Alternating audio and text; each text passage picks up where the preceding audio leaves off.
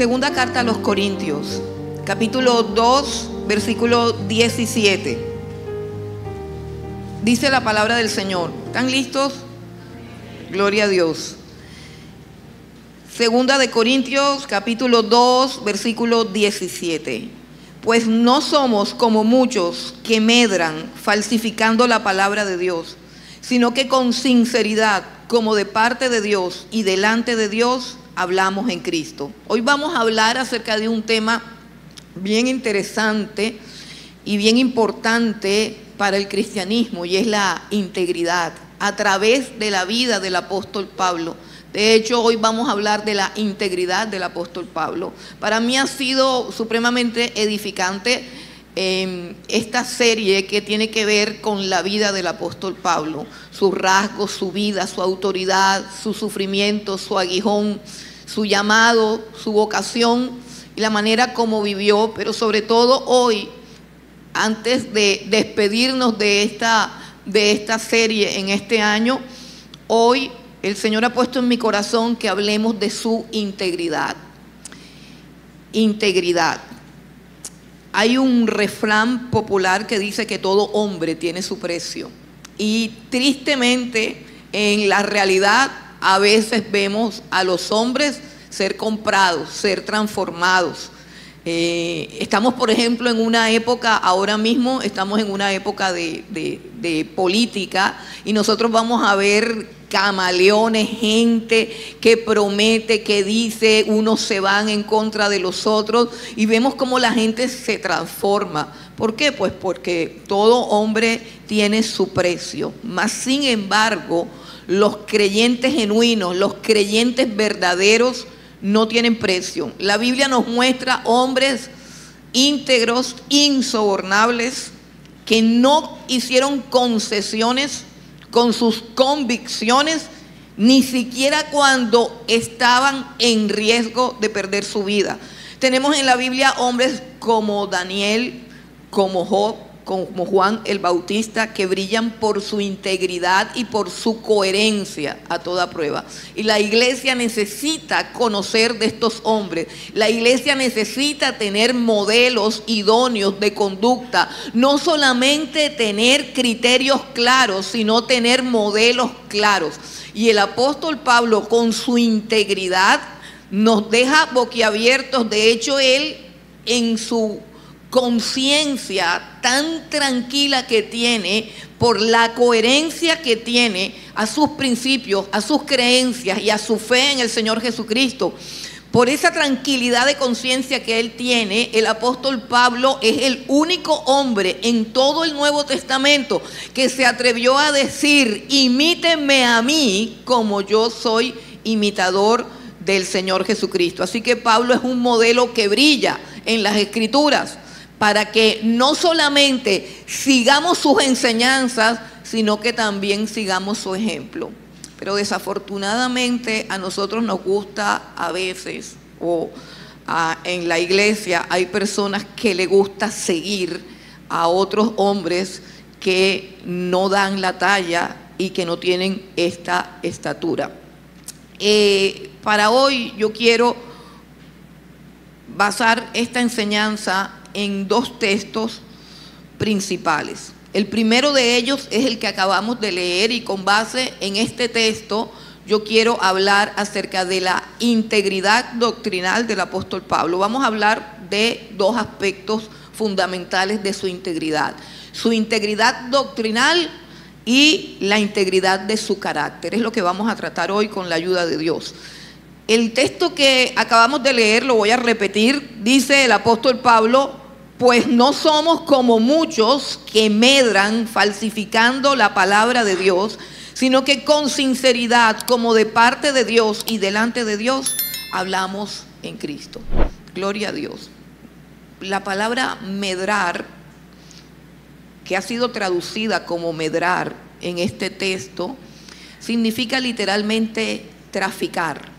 Eso es lo que significa medrar, traficar. Y lo podemos leer utilizando esa palabra. No somos como muchos que trafican falsificando la palabra de Dios. Es interesante que nosotros, que pertenecemos a una sociedad que ha visto los horrores del narcotráfico, ¿cierto? Nosotros tenemos bien clara esa palabra de traficar, porque nosotros hemos visto el dolor, la mala fama, la deshonra, todo lo que nos ha ocasionado ese negocio que ha florecido en Colombia por unas minorías corruptas que se fortalecieron y trajeron tanta deshonra para Colombia, que cuando nosotros nos dicen la palabra traficar, pues por lo menos yo en mi mente, traficar enseguida lo relaciono no con nada bueno, sino con drogas, con narcotráfico, con contrabando, con negocios ilícitos. Y es precisamente ese el sentido de la palabra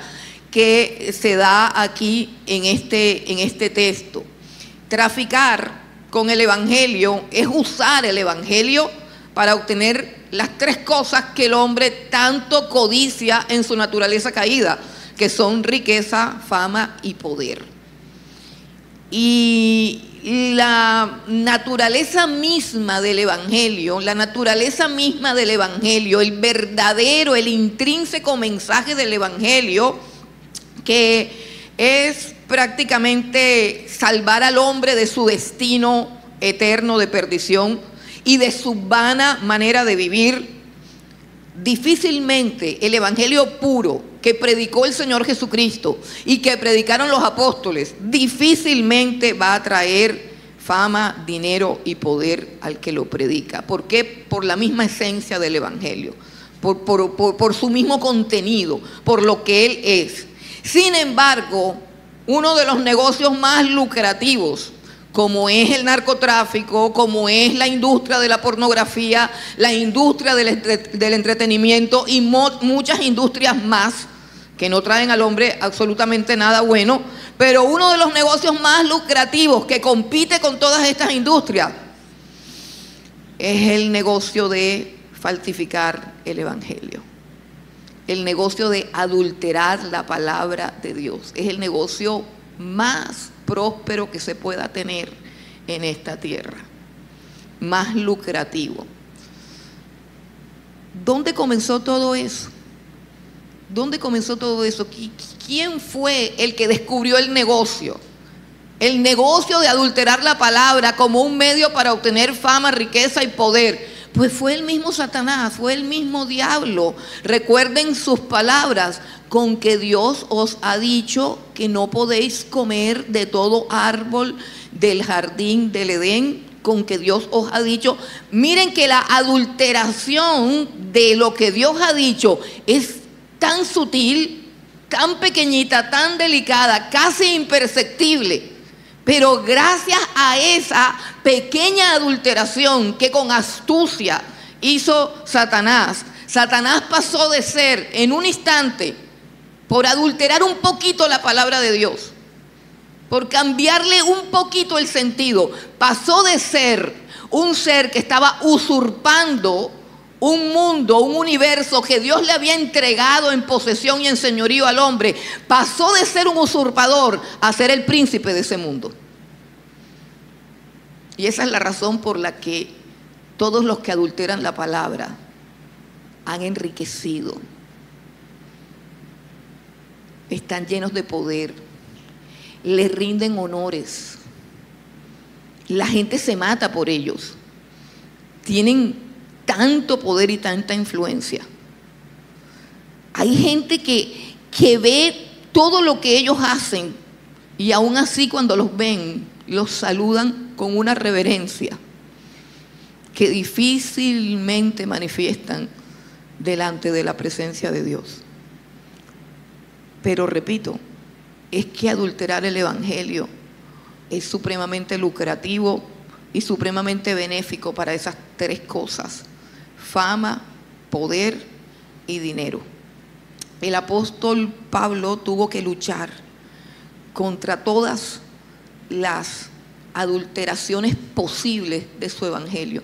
Si nosotros vamos un momentico y hacemos un recorrido como lo hacían los falsos maestros, los herejes. Mire, el apóstol Pablo tenía un grupito un grupito de judaizantes, aparentemente cristianos, que iban detrás de él a casi todas las iglesias que él levantaba, a casi todas las iglesias que él fundaba, iba detrás un grupito de fanáticos, un grupito de legalistas, un grupito de judaizantes, un grupito de falsos maestros, porque a ellos les gusta no fundar iglesias, sino ir a las que ya están fundadas para torcer el evangelio, para adulterar la verdad. Y él tuvo que enfrentarse a todo eso. Pues aquí hay una cantidad de luchas que él tuvo con diferentes movimientos que adulteraban la palabra. Por ejemplo, aquí mismo en 2 de Corintios, si vamos al capítulo 11 de 2 de Corintios, nada más tienen que pasar unas páginas. En el capítulo 11 de la segunda carta a los Corintios, en el versículo 3 y 4, mire lo que dice, para que veamos el poder que tienen las falsas doctrinas sobre el ser humano. Dice: pero temo que como la serpiente con su astucia engañó a Eva, porque eso viene de por allá, vuestros sentidos sean de alguna manera extraviados de la sincera fidelidad a Cristo. Porque si viene alguno predicando a otro Jesús que el que os hemos predicado, o si recibís otro espíritu que el que habéis recibido, u otro evangelio que el que habéis aceptado, bien lo toleráis. Hay gente que le parece que todo da lo mismo, que todo es igual, ¿cierto? Y eso sucedía ahí. Pasemos al versículo 13 del mismo capítulo donde estamos. Dice: porque estos son falsos apóstoles, obreros fraudulentos, que se disfrazan como apóstoles de Cristo. Y no es maravilla, porque el mismo Satanás se disfraza como ángel de luz. Así que no es extraño si también sus ministros se disfrazan como ministros de justicia, cuyo fin será conforme a sus obras. Eso nada más estamos hablando ahí de unas cuantas cosas que sucedieron en la iglesia a los Corintios. Pero vamos a Gálatas, que creo que es la que sigue. En Gálatas capítulo 1 y en el versículo 6 leemos. Quisiera leer del 6 al 9, ¿sí? Dice: estoy maravillado. Miren qué tremendo es que el apóstol Pablo, fundador de la iglesia de los Gálatas, venga y se encuentre con esta situación. Gálatas 1, versículo 6. Estoy maravillado de que tan pronto os hayáis alejado del que os llamó por la gracia de Cristo, para seguir un evangelio diferente. No que haya otro, sino que hay algunos que os perturban y quieren pervertir el evangelio de Cristo. Mas si aún nosotros o un ángel del cielo os anunciare otro evangelio diferente del que hemos anunciado, sea anatema. Lo maldijo. Maldijo a todo aquel que adulterara el evangelio. Así que todos esos hombres que han adulterado el evangelio están bajo maldición. Y los que lo siguen también. Como antes hemos dicho, también ahora lo repito: si alguno os predica diferente evangelio del que habéis recibido, que sea anatema. Eso nada más en la carta a los Gálatas. Bueno, podemos ir al versículo 11. Al versículo 11 de la misma carta dice: mas os hago saber, hermanos, que el evangelio anunciado por mí no es según hombre, pues yo ni lo recibí ni lo aprendí de hombre alguno, sino por revelación de Jesucristo. Hermanos, qué fácil es obtener el evangelio puro. Si alguno aquí está engañado es porque quiere. Es muy fácil que te conectes con el evangelio verdadero si en verdad tú quieres conocer la verdad. Solamente tienes que leer un par de cartas del apóstol Pablo. Inmediatamente estás conectada con el apóstol oficial, con garantía de que no haya ninguna adulteración de la palabra. ¿Será por eso que ya la Biblia no está de moda? ¿Será por eso que ya nadie tiene Biblia y nadie la lee? Porque realmente no importa qué tan puro sea el evangelio, lo que importa es qué tan bien me esté yendo. Bueno, tenemos los Gálatas. Pasemos al capítulo 3 de Gálatas. Yo anoté unas cuantas citas aquí, pero parece que anoté muchas. Gálatas 3, dice el apóstol Pablo a los Gálatas: aparentemente no ha pasado nada, están todos en la iglesia congregándose, pero Pablo está aterrado. ¿Por qué? Porque llegaron unos judíos itinerantes a decirle a los Gálatas que además de haber creído en el Señor Jesucristo, tenían que circuncidarse. Gálatas 3, versículo 1. Oh Gálatas insensatos, ¿quién os fascinó para no obedecer a la verdad? A vosotros, ante cuyos ojos Jesucristo ya fue presentado claramente entre vosotros como crucificado. Esto solo quiero saber de vosotros. ¿Recibiste el Espíritu por las obras de la ley o por el oír con fe? Tan necios sois, habiendo comenzado por el Espíritu, ahora vais a acabar en la carne. ¿Qué está diciendo el apóstol Pablo? Hermano, el sello del Espíritu es el sello de que eres de Dios. Si Dios te selló con su Espíritu, ¿cómo tú vas a inventar que ahora hay que hacer otra cosa para que Él te acepte? Si Él te acepta solamente porque has creído en Él, en Jesucristo.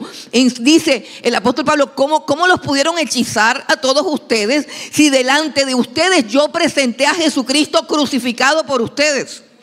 O sea, ¿cómo después de eso ustedes me vienen a decir que es que se tienen que circuncidar?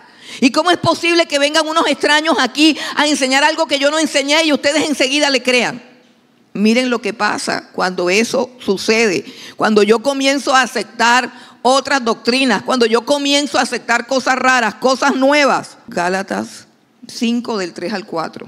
Y otra vez testifico a todo hombre que se circuncida, que está obligado a guardar toda la ley. De Cristo os desligaste. Aquí era donde quería llegar. Una leve adulteración. Un pequeño detallito más. Un pequeño detallito más. ¿Qué tanto es circuncidarse además de? Ay, pero qué maldad si los judíos se circuncidaban. Qué escándalo.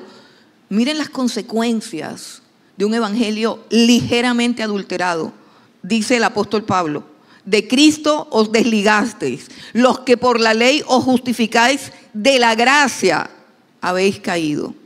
El apóstol Pablo no negociaba la verdad de la doctrina absolutamente con nada. Era implacable, era de valores absolutos. Él no hacía concesiones. Nosotros estamos acostumbrados a hacer concesiones, a dejar las cosas pasar, a manejar la diplomacia con tal de llevarnos bien con todo el mundo.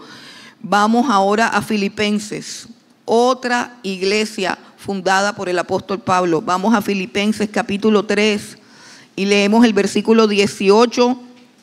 Mire lo que sucedía en la iglesia de Filipo. Dice, porque por ahí andan muchos, estos eran otros, estos son otro tipo de herejes, otro tipo de falsos maestros, los que convierten en libertinaje la gracia, o sea, los que van del otro lado. O sea, los anteriores eran los legalistas, los que dicen que Cristo no es suficiente.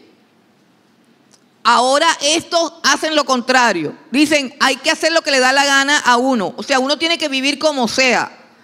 Dice el versículo 18, porque por ahí andan muchos, de los cuales os dije muchas veces, y aún ahora lo digo llorando, que son enemigos de la cruz de Cristo, el fin de los cuales será perdición, cuyo Dios es el vientre, y cuya gloria es su vergüenza, que solo piensan en lo terrenal. Eso también era una herejía, porque el apóstol Pablo había enseñado claramente acerca de que en Cristo estamos crucificados, acerca del asunto de hacer morir en nosotros lo terrenal, acerca del asunto de que los que han creído en Cristo han crucificado su carne con sus pasiones y sus deseos.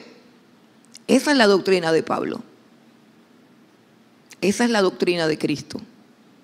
Entren por la puerta estrecha, caminen por el camino estrecho. Pero eso no es lo que todo el mundo predica. Y ese mensaje no es el que produce ni riquezas, ni fama, ni gloria al que lo predica. Es tan simple, tan sencillo. Pero si nos volvemos a la integridad doctrinal del apóstol Pablo, vamos a tener que reestructurar muchas de nuestras convicciones y de nuestras costumbres y de nuestros hábitos. Pablo ordena hacer morir lo terrenal. Pablo ordena mortificar la carne. Pablo dice que no vivas a la loca, que azotes tu cuerpo, lo pongas en servidumbre. Pablo dice que estás completo en Cristo Jesús, pero también dice que te tienes que esforzar en la gracia. Esfuérzate en la gracia, es lo que dice el apóstol Pablo. Un evangelio completo, un evangelio correcto, un evangelio limpio, un evangelio claro. Pero a nosotros nos gusta mejor oír, y si lo suavizan, y si lo decoran, y si le ponen chistes, y si le ponen aditamentos, pues como para que sepa mejor. El problema es que así no funciona. Si se diluye, no funciona. ¿Qué era lo que ofrecía entonces el apóstol Pablo con su evangelio, hermano? Claramente, el apóstol Pablo con su evangelio no ofrecía que la vida te iba a cambiar, que las circunstancias que te rodeaban se iban a corregir o a enderezar. No había una propuesta de la clave para ser feliz y tener éxito. Ese no era el evangelio del apóstol Pablo. El apóstol Pablo lo que ofrecía, lo que ofrece ahora, lo que ofrece Cristo, lo que ofrece el evangelio es que en medio de todas esas circunstancias y a pesar de esas circunstancias tengas paz, tengas gozo, tengas fortaleza, tengas vida eterna, tengas perdón de pecados y tengas conciencia limpia. Eso es lo que el evangelio promete. Y no hay nada en esta tierra que pueda darlo. Solamente Jesucristo. Solamente Jesucristo. La doctrina del apóstol Pablo no cambia ninguna circunstancia, hermano. Y con esto no quiero decir que tus circunstancias no puedan cambiar. Pueden cambiar con oración. Pero la doctrina del apóstol Pablo no cambia las circunstancias, ni te garantiza que todo te va a salir exactamente como lo estás planeando. La doctrina del apóstol Pablo, que es la doctrina de Cristo, cambia tu naturaleza, cambia tu corazón, cambia tu mentalidad, cambia el centro más íntimo y profundo de tu ser, que es el que necesita ser cambiado. Pablo no se dejó seducir por las falsas doctrinas. No se dejó seducir porque es una tentación para todo ministro del evangelio suavizar un poquito el mensaje. ¿Sabe por qué? Porque nada más es un poquito que lo suavicen y la gente sí responde a eso. La gente sí responde, hermano. A la gente le encanta que le mientan, que le ofrezcan esta vida y la otra, que le acaricien el ego. Eso es tan poderoso, hermano. Tan poderoso. Pero el mensaje del evangelio es poderoso para salvar, no para condenar. Aquel mensaje condena, aquel mensaje destruye, aquel mensaje hace que sea imposible la salvación. El mensaje del apóstol Pablo liberta. El mensaje del apóstol Pablo te conduce a un camino eterno y seguro a la presencia de Dios. Pero el mensaje del apóstol Pablo está aquí en este libro. Él es el verdadero apóstol. Él es el verdadero guía. Cualquier persona, incluida yo, puede fallar y puede adulterar la palabra. Nosotros siempre rogamos, traigan sus Biblias. Pero es más cómodo escuchar. Y simplemente con que si tú vienes y escuchas el mensaje, la pregunta es, ¿con qué filtro, con qué regla tú lo aceptas o lo rechazas? ¿Cuál es la vara con la que mides si lo que yo te estoy diciendo es verdad o es mentira, o lo que te pueda decir cualquier otra persona es verdad o es mentira? ¿Con qué vara mides eso si no hay un libro en tus manos para sopesar y examinar lo que te estamos diciendo? Solamente este libro tiene la verdad. Solamente este libro cambia vidas. Solamente este libro es seguro. Este es el evangelio de Cristo. Y de la integridad doctrinal, porque podemos decir, pero ¿por qué a la gente le gusta tanto? ¿Por qué a los ministros de no sé de qué? Porque yo no acostumbro decir quién es de Dios ni quién es del diablo, porque eso lo va a decir Dios mismo. No estoy de acuerdo con que se diga que fulano de tal es del diablo o fulana de tal es del diablo. No estoy de acuerdo porque la última palabra la tiene Dios. Dios será el que diga a quién sirve cada quien.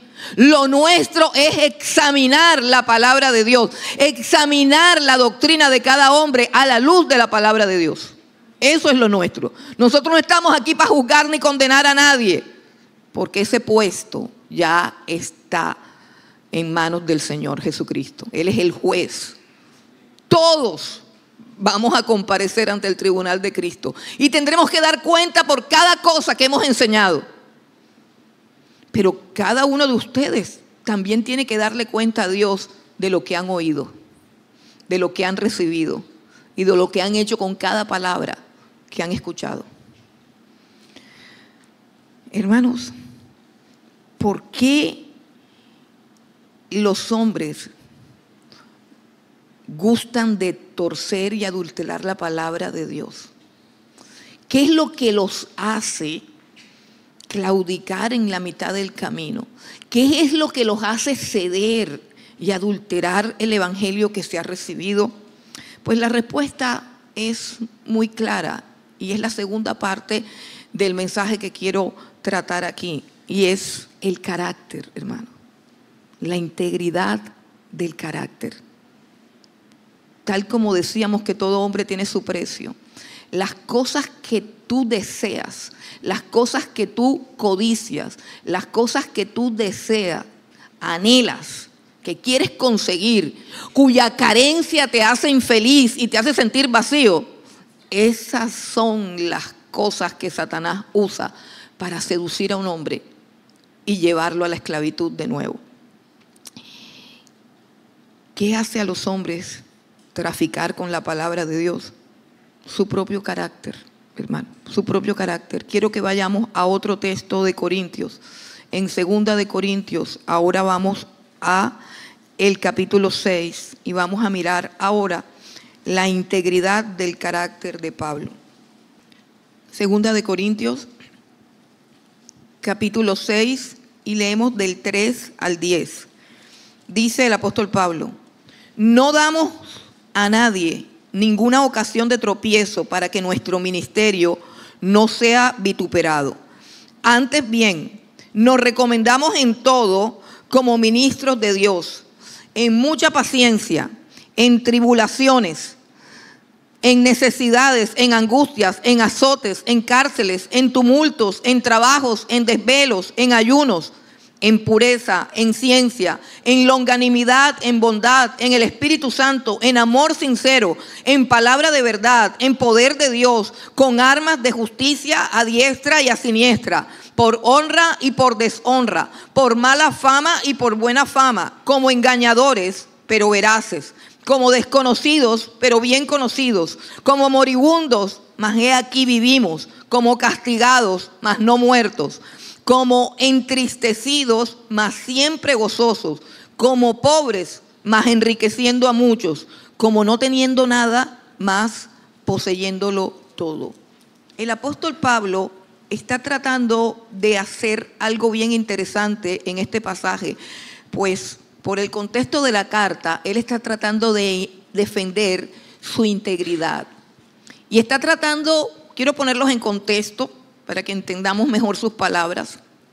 Él fundó la iglesia de Corinto, como siempre lo hace un apóstol. Fundó la iglesia de Corinto, se quedó con ellos, los discipuló, los enseñó y luego se fue porque él es un apóstol y tiene que recorrer toda la tierra y llevar el evangelio a todos los lugares donde el Espíritu Santo lo lleva. Pero luego de que él discipuló, fundó y estableció los obispos y los líderes en Corinto, llegaron unos falsos maestros. Esa gente que llega y cree que sabe más que todo el mundo, que nunca viene a aprender, sino que viene a dar cátedra. Bueno, entonces llegaron esos falsos maestros y sucedió que ellos empezaron a torcer las escrituras y empezaron a adoctrinar a los corintios. Cuando el apóstol Pablo estuvo fundando y discipulando la iglesia de Corinto, él algo percibió, hermanos, algo percibió, algo sintió o algo pasó. El asunto es que fue durante ese tiempo que el apóstol Pablo se dedicó a hacer carpas para poder sustentar su ministerio. Queda claro que la iglesia de Corinto, aunque era una iglesia próspera, no quiso, no le nació, no le dijeron, no sabemos qué pasó, pero el apóstol Pablo tampoco quiso, porque él escribe en esas cartas que él no quiso hacer uso de su derecho. Y él dice, yo tengo derecho tanto como Pedro y su esposa de ser sostenidos. Yo tengo derecho como ministro del evangelio de que ustedes sustenten mis viajes y sustenten mi vida para yo enseñarles el evangelio. Pero yo he querido prescindir de ese derecho para no ser tropiezo. Ese es el tenor del apóstol Pablo. Y el apóstol Pablo había hecho eso tratando de eliminar, algo pasaba en esa iglesia, eliminar cualquier obstáculo, cualquier impedimento, cualquier sombra de duda con respecto a su integridad. Y decidió trabajar aún a pesar de que tenía derecho de ser sostenido por la iglesia, porque Dios mismo había dado ese derecho y había ordenado eso a las iglesias. Porque es un principio, no es un consejo, es un principio. Así funciona la iglesia, así lo estableció Dios. Pero algo vio el apóstol Pablo que dijo, mejor no, mejor trabajo. Y él nunca recibió dinero de los corintios, pero luego, oh sorpresa, descubre que llegaron unos maestros itinerantes y comenzaron a enseñar cosas raras y comenzaron a torcer el evangelio y a presentar a otro Jesucristo. Pero lo más sorprendente de todo esto es que a ese hombre sí lo sustentaron. Es que a esos falsos maestros sí los bendijeron con su dinero. Eso pasó en la carta a los Corintios. Te aconsejo que te leas ambas cartas para que te des cuenta de todas estas cosas que sucedieron. Y el apóstol llega y dice, ¿cómo es posible que yo, siendo el padre espiritual de ustedes, nunca me aproveché de ustedes? Nunca les exigí nada. Pero llegan los falsos maestros y ustedes se derriten prácticamente. Hermanos, en este pedacito el apóstol Pablo está exponiendo su carácter para quitar los tropiezos que hay con respecto al evangelio. Porque uno de los problemas graves, uno de los mayores crímenes cometidos por los que se hacen llamar iglesia es que a causa de la manera como viven y como trafican, el evangelio de Jesucristo es blasfemado y la gente habla mal de la iglesia, no por una persecución diabólica que haya. Eso es otra cosa. La iglesia habla, el mundo habla mal de la iglesia porque los líderes de la iglesia han dado motivos con sus excesos, con su inmoralidad, con su avaricia y con su lujuria a que hablen mal de la iglesia. Y eso es grave porque por causa de la forma tan exageradamente ostentosa como viven algunos supuestos ministros de Cristo, que por simple comparación con su maestro, que es Jesucristo, nos damos cuenta que no son discípulos de Cristo, que nunca han conocido a Jesús, que su forma de vida niega por completo que tengan comunión con el Señor. Pero desafortunadamente, hermanos, yo hallo que a la gente le gusta esos maestros. Yo hallo con mucha tristeza y con mucho dolor que a la gente le encantan ese tipo de líderes. La gente tiembla hacia ese tipo de líderes arrogantes que se han enriquecido con la adulteración del evangelio y ni siquiera distinguen de una cosa de lo otro. No distinguen entre un siervo de Dios y un ministro de Satanás. No pueden distinguir. Cualquiera que se haga llamar pastor o más bien apóstol, porque hasta encontraron que ser pastor era algo de poca monta, que era mejor ser nombrado apóstol, que eso era como de más alto rango. Y ellos mismos se autoproclaman apóstol. Pero no me interesa hablar de eso ahora. Yo quiero hablar es de la integridad del apóstol Pablo. de lo que hace el apóstol Pablo en este texto por causa del evangelio. Y que pensemos por un momento qué sería del evangelio si los ministros que predican el evangelio asumieran la misma apariencia o la misma forma de vida del apóstol Pablo, asumieran el mismo perfil que él tenía. ¿Qué es lo que hace el apóstol Pablo? Hace todo lo contrario. Hermano, mientras los falsos ministros del evangelio exhiben sus logros, sus riquezas, su influencia, su poderío, todo lo que han alcanzado, como símbolo de aprobación divina, porque eso es lo que hacen, exponer toda su riqueza, toda su vanagloria, todos sus lujos, todo lo exponen y lo ostentan, tratando de mandar un mensaje de que por eso son siervos de Dios, de que Dios los respalda. Y de allí es donde viene aquel texto de cómo estás, bendecido, prosperado y en victoria. ¿Qué tan diferente es el apóstol Pablo? Cuando él va a exhibir su autoridad en Cristo, cuando él va a defender su ministerio y su integridad, él lo que hace es todo lo contrario. Exhibir sus sufrimientos, exhibir sus carencias, exhibir su pobreza, su persecución, su aflicción. Eso para el apóstol Pablo es el sello de su aprobación. O sea, ¿en qué momento las cosas se volvieron al revés? Y se pueden volver al revés doctrinalmente hablando. El problema es que en la práctica, las personas que rechazan esto siguen adorando y venerando a estos hombres. Quiero que miremos 3 cosas que hace el apóstol Pablo aquí con su integridad. La primera cosa que hace es que describe los sufrimientos que presenta o que soporta por causa de Cristo.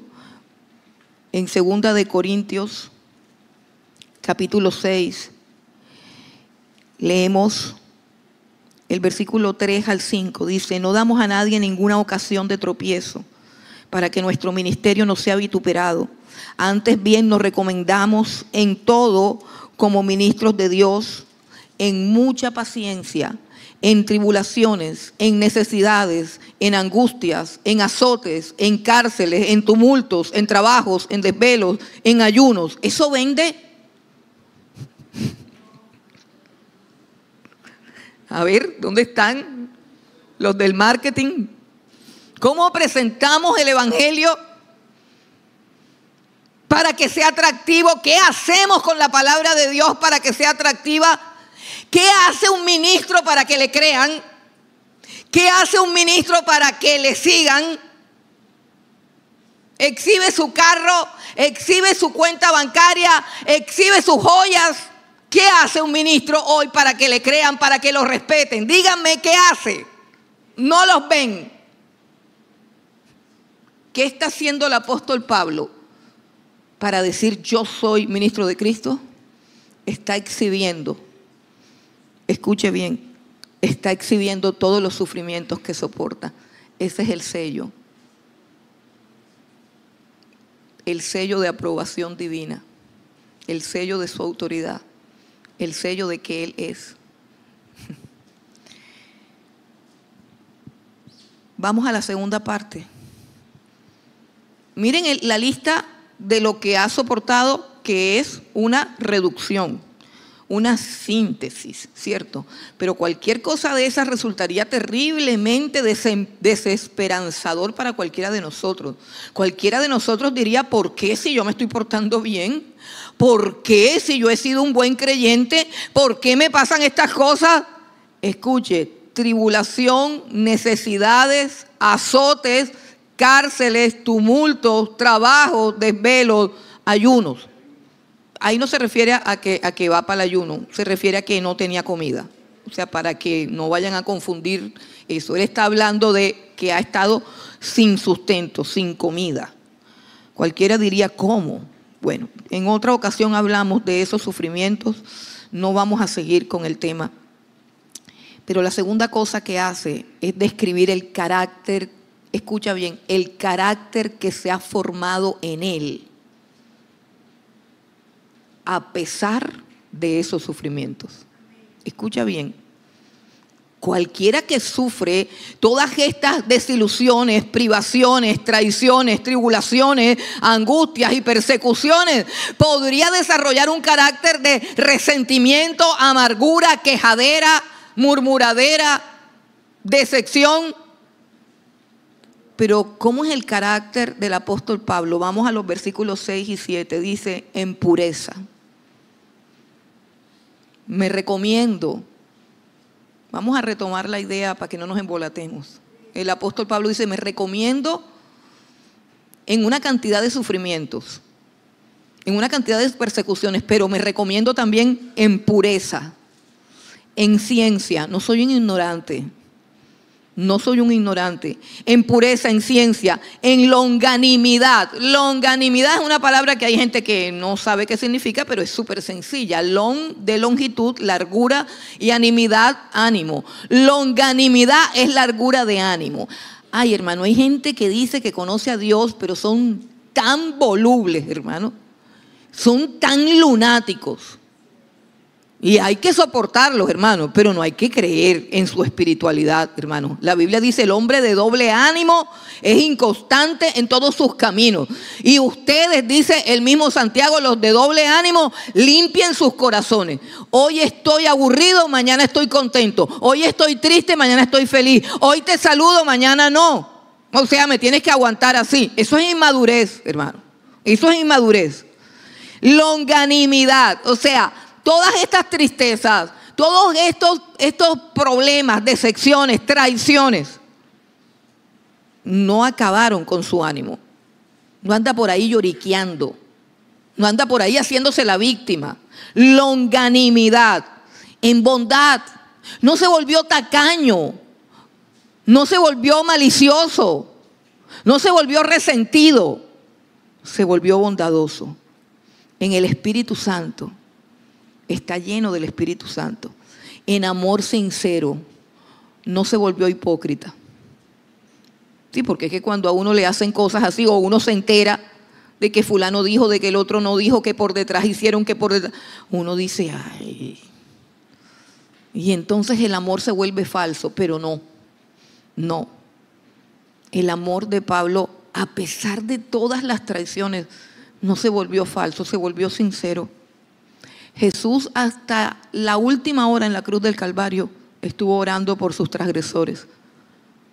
Todas las traiciones que tuvo y todas las decepciones, el que lo dejaran solo, etcétera, etcétera, no cambió su ánimo, no cambió su amor. Versículo 6, versículo 7, dice, en palabra de verdad, no se volvió un mentiroso. En palabra de verdad, en poder de Dios, con armas de justicia a diestra y a siniestra. Armas de justicia, la palabra de Dios y la oración resuelven las cosas de manera más eficaz que un enfrentamiento, mucho más eficaz que una murmuración. Las armas para nosotros transformar vidas, personas, situaciones, circunstancias, son la palabra de Dios y la oración, hermano, a diestra y a siniestra. Arréglelo todo en la presencia de Dios, porque si no, lo va a terminar de embarrar. Lo va a terminar de embarrar. Ese es el carácter del apóstol Pablo. No ha cambiado por culpa de lo que ha pasado. La tercera cosa que él hace aquí en este texto es que él no cae en la tentación de prometerle a los creyentes una vida feliz, una vida perfecta, las 7 claves del éxito, el gigante que hay dentro de ti, la ley de la atracción o la ley de la seducción o cómo hacerse rico en 7 minutos y cosas así. Bueno, él no cayó en nada de eso, porque él dice la vida es como realmente es. Así es la vida. Así como la vida es, así es.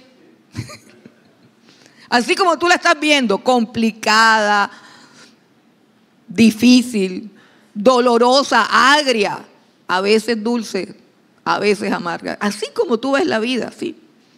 Así es. O sea, el Evangelio no te va a decir que la vida no es como la estás viendo. Él describe las paradojas de la vida. Vamos al versículo 8 hasta el 10. Dice el apóstol Pablo, por honra y por deshonra.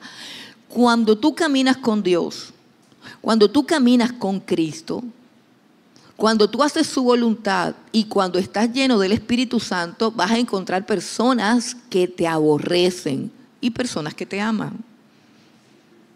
Esa es la clave. Vas a encontrar personas que te aman y vas a encontrar personas que te aborrecen. El Señor Jesucristo dijo, ay de ustedes cuando todos los hombres hablen bien de ustedes, porque así sucedió con los falsos profetas. Entonces, el que camina con el Señor y el que abraza el Evangelio va a tener amigos, pero también va a tener enemigos. Las paradojas de la vida cristiana están claras para el apóstol Pablo y están claras para el Señor Jesucristo y deben estar claras para todos nosotros los que hemos creído. Dice por honra y por deshonra. Unos te van a honrar y otros te van a deshonrar. Dice por mala fama y por buena fama. Hermano, si a ti te molesta que hablen mal de ti, no te metas a cristiano. Búscate otra cosa.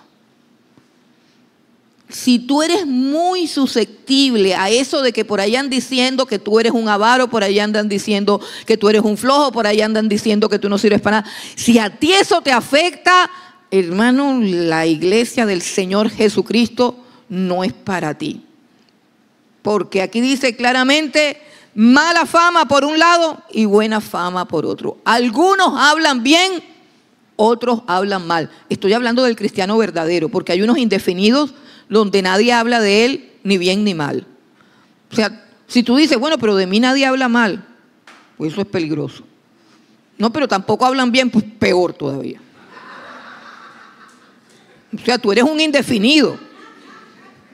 O sea, tú no tienes proyección en esta tierra. Nadie sabe si eres luz o eres tiniebla. Nadie sabe nada. No, yo estoy hablando de los cristianos verdaderos. Los cristianos verdaderos como el apóstol Pablo.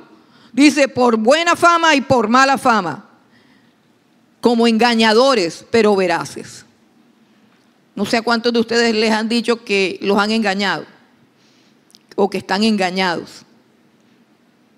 ¿O cuántos de ustedes han escuchado decir que los pastores somos unos engañadores, unos mentirosos, unos embaucadores, que les vamos a lavar el cerebro para quitarles toda la plata? Ok, bueno, entonces eso pasa. Eso pasa. De hecho, a veces es real, pero sea real o sea mentira, todo ministro de Cristo va a recibir esa mala fama y esa buena fama. Dice como desconocidos, pero bien conocidos. Los cristianos en aquella época eran un grupo de locos, insignificante para el Imperio Romano, que seguía a un hombre que fue crucificado. Y pues, así de conocerlos, pues conocieron a algunos, pero no a todos. Hay muchos cristianos que pasaron por esa vida o por ese tiempo sin que nadie supiera de su existencia. Y dice, como desconocidos, pero bien conocidos. ¿Bien conocidos por quién? Bien conocidos por Dios. Bien conocidos por Dios. Asegúrate de que Dios te conozca. porque esas serán las últimas palabras que escucharemos cuando nos encontremos con el Señor Jesucristo. Los falsos maestros van a escuchar una frase terrible, junto con los falsos cristianos que también los siguieron. Esa frase es: nunca los conocí, hacedores de maldad. Pero ¿cómo? Si nosotros profetizábamos, sanábamos enfermos, diezmábamos y todo. Jesús dice: yo nunca los conocí. Que no te importe que nadie te conozca, pero sí te tiene que importar que Cristo te conozca, para que Cristo diga: tú eres de los míos. Y eso es sencillito, hermano, sencillito. Si yo quiero que Cristo me conozca, yo voy a su presencia y le abro el corazón y le digo exactamente lo que pienso, lo que hago y lo que soy. Me quito todas las apariencias y le digo: esto es lo que soy. Y permito que Él me vea, no como me ve Él y como Él ve a todos los hombres, que los escudriña y conoce todos los pensamientos. No, permite que tú confieses todo lo que eres, todo lo que piensas y todo lo que haces. Que sea tu confesión, que seas tú de tu propia voluntad, derramando tu vida delante de Dios. El Señor Jesús dirá: yo te conozco. Mientras tanto, lo que Jesús dice es: nunca te conocí. Dios nos conoce. Dios nos conoce porque lloramos en su presencia. Dios nos conoce porque confesamos nuestros pecados en su presencia. Dios nos conoce porque sabemos que no podemos ocultarnos de su presencia. Somos bien conocidos por Dios y no fingimos. El apóstol Pablo dice: con sinceridad, delante de Dios y de parte de Dios hablamos en Cristo. Oiga bien, con sinceridad, delante de Dios y de parte de Dios hablamos en Cristo. Eso es integridad. Saber que estamos delante de Dios. Saber que debemos hablar de parte de Dios. Que lo que estoy diciendo lo mandó a decir Dios y no que a mí se me antojó decirlo. Y que yo me encuentre en Cristo Jesús y no en mi carne. Qué complicado es, pero qué necesario es que el ministro sea íntegro delante de Dios y delante de los hombres. Hermanos, continuamos la lista. Como moribundos, mas he aquí vivimos. Hermanos, muchos de nosotros experimentamos la muerte de mil maneras. La muerte, el creyente experimenta la muerte de mil maneras. De hecho, la Biblia dice que debemos hacer morir lo terrenal, que debemos hacer morir el pecado, que debemos hacer morir la lujuria, que debemos hacer morir la vanidad, que debemos hacer morir la avaricia, que debemos hacer morir todas las pasiones que batallan en nuestra alma. Pero también a veces la muerte se acerca a nuestras vidas con enfermedades que parecen terminales, con enfermedades que parecen que nos van a arrebatar de este mundo. A veces también paseamos a orillas de la muerte, pero una y otra vez Cristo nos salva, porque nosotros no nos vamos de aquí sino hasta que Él haga en nosotros lo que Él ha determinado hacer. Así que a veces andamos como moribundos, pero siempre estamos vivos. Pensemos por un momento en nuestros hermanos de Nigeria, en nuestros hermanos de Sudán. ¿Cuántos murieron de la manera más terrible, de la manera más espantosa? ¿Dónde están ahora? ¿Dónde están ahora? No hay muerte para los que están en Cristo. No hay muerte para los que han creído en Jesús. A veces nos sentimos que morimos, pero siempre tenemos su vida, la vida de Dios, la vida eterna. Dice: como castigados, mas no muertos. Sí, a veces los hombres nos castigan. A veces somos castigados por hacer el bien. Versículo 10. Continúan las paradojas del creyente verdadero. Como entristecidos, mas siempre gozosos. Tenemos 1000 razones para llorar. Tenemos 1000 razones para tirarnos en una cama y ponernos a llorar. Pero en todas las circunstancias de nuestra vida, en todas las circunstancias de un verdadero creyente, el gozo del Señor es nuestra fortaleza. Que no te falte el gozo, eso es parte de nuestra herencia. El gozo de nuestra salvación. Como entristecidos, mas siempre gozosos. Como pobres, mas enriqueciendo a muchos. Enriquecerse no es la meta de un verdadero cristiano. Enriquecerse no es el deseo de todo verdadero cristiano. El verdadero cristiano no busca el dinero por la sencilla razón de que ha encontrado algo mejor, no porque sea mejor persona, no porque no lo necesite. No busca el dinero con avaricia, no busca el dinero con astucia.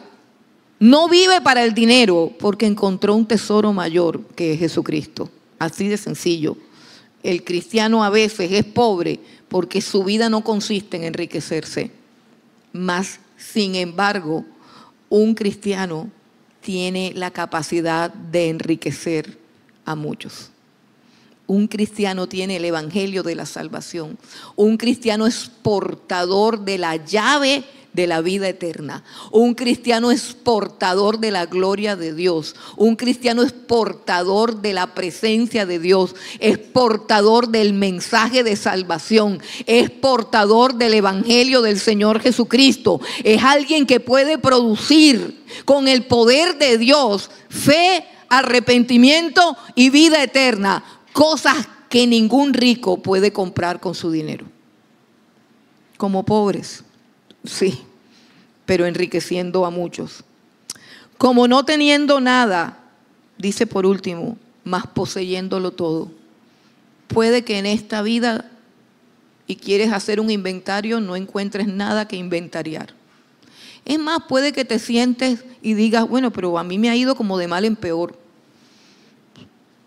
Es más, puede que tú hagas un balance de cuando no conocías a Cristo y puedes decir, miércoles, pero yo antes tenía más cosas. Yo he ido como perdiendo cosas. O sea, este negocio como que no es rentable. Dice, como no teniendo nada, más poseyéndolo todo. Cuando a veces un creyente empieza a sentir que no tiene nada, con toda seguridad es que el diablo le está susurrando una mentira. Porque la Biblia dice que somos hijos de Dios. Y si hijos, herederos de Dios. Coherederos con Cristo. Todo lo que existe en el mundo nos pertenece. Así dice el apóstol Pablo. Sea la vida, sea Apolo, sea Pablo, sea la muerte, lo porvenir. Todo lo que existe en esta tierra es de nuestro Padre, es de nuestro Dios y todo nos pertenece. Nosotros somos herederos de Dios. Que nunca te sientas pobre. Que nunca te sientas pobre porque así no te ve el Señor. ¿Recuerdan lo que Dios le dice a la iglesia de Esmirna?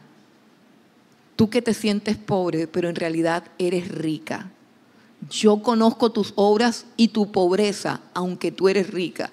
Está diciendo Dios, yo conozco tus carencias y conozco cada una de tus necesidades, pero si tan solo pudieras verte en toda la riqueza como yo te veo, la riqueza de Dios está en ti. La riqueza de su gracia, de su amor, de su paciencia, de su misericordia, de su bondad, de su alegría, de su gozo, de su integridad.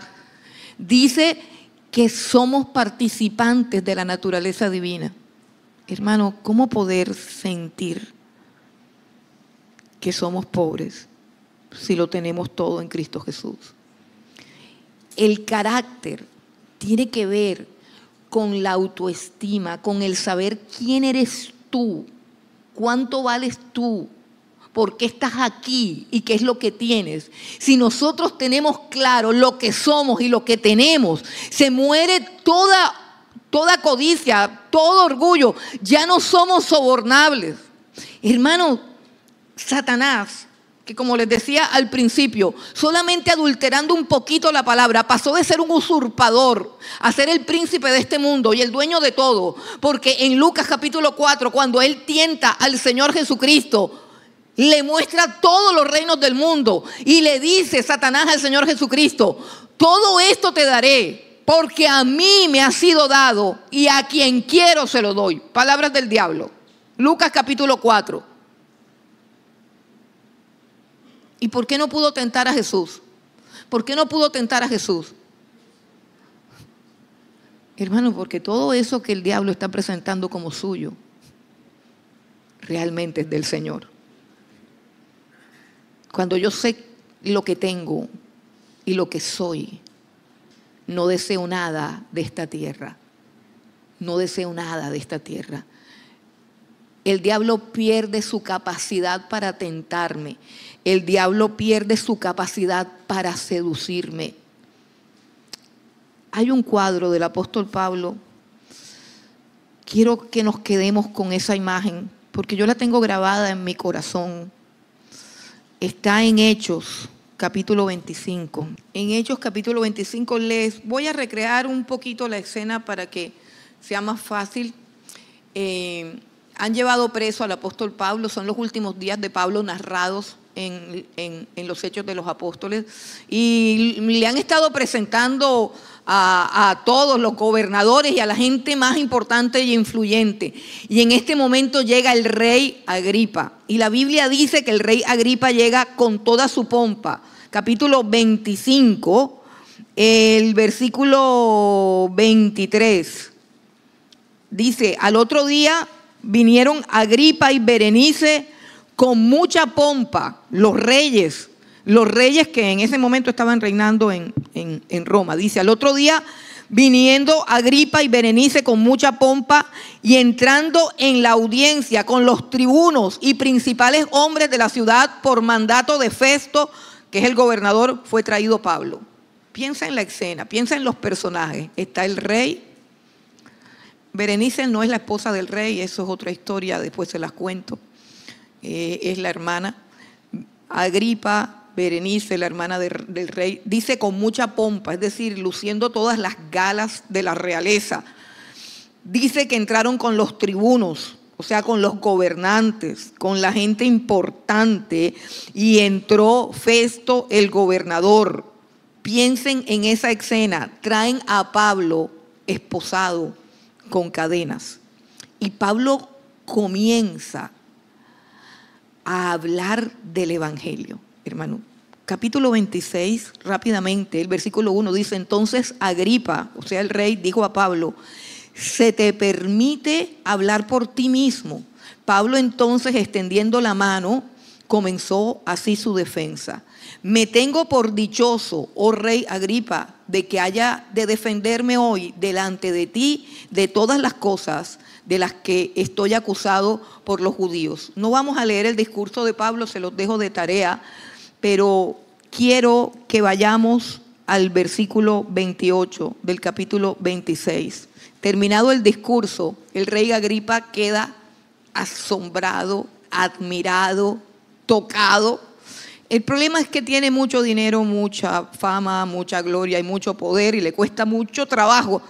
Pero el hombre con el discurso del apóstol Pablo encadenado frente a él como un preso, que es lo que era, dice Agripa a Pablo en el versículo 28. Entonces Agripa dijo a Pablo: por poco me persuades a ser cristiano. O sea, por poco te ganas al rey como cristiano. ¿Qué hubiera sucedido si Agripa se hubiese convertido? Pero no pudo. Entonces Agripa le dijo a Pablo: por poco me persuades a ser cristiano. Y Pablo dijo: oye estas palabras: quisiera Dios que por poco o por mucho, no solamente tú, sino también todos los que hoy me oigan, fuesen hechos tales cuales yo soy, excepto estas cadenas.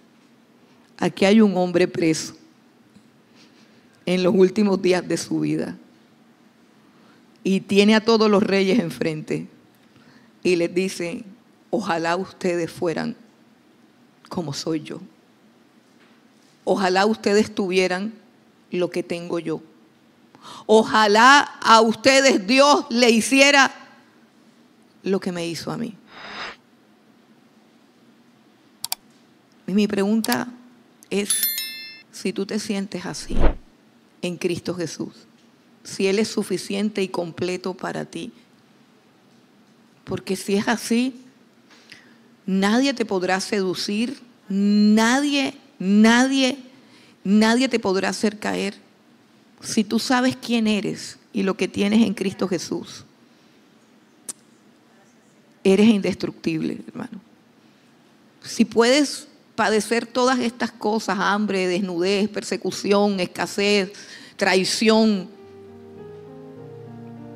y tener gozo en tu corazón, tú has entendido el Evangelio, tú has comprendido el Evangelio y tú tienes a Cristo.